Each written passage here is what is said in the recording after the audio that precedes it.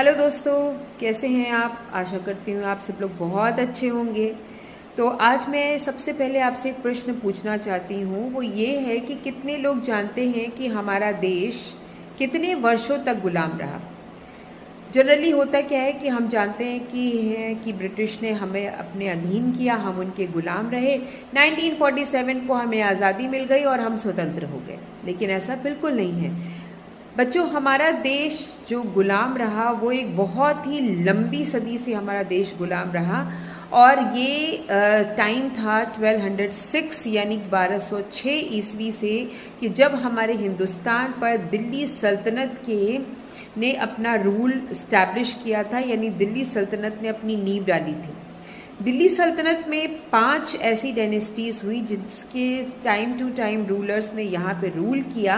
हालांकि उनका एडमिनिस्ट्रेशन बहुत अच्छा था, उनका एज अ एडमिनिस्ट्रेटर वो बहुत ही सफल साबित हुए। इसी तरह मुगल भी एक एडमिनिस्ट्रेटर बहुत अच्छे उन्होंने रूल किया।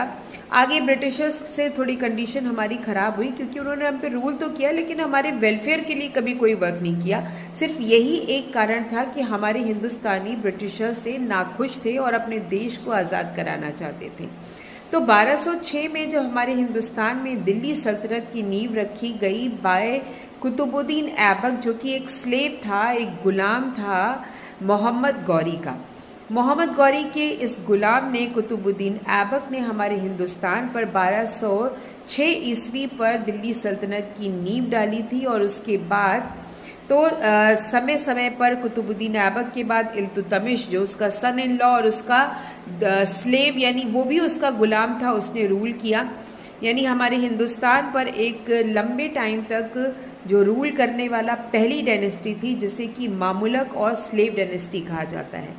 अब इन्हें स्लेव डायनेस्टी क्यों कहा जाता है? क्योंकि यहाँ के जितने भी रूलर्स थे वो उनको वंश परंपरा, यानी कि उन्हें अपने पैतृक संपत्ति के रूप में या पैतृक सक्सेसर के रूप में वो रूलर नहीं बने थे, बल्कि उनके अंदर ऐसी एबिलिटी थी, ऐसी पावर थी, ऐसी स्ट्रेंथ थी कि उनके मालिक ने उनसे इम्प्रेस हो करके उन्हें दिल्ली सल्तनत यानी अपना उत्तराधिकारी बनाया था।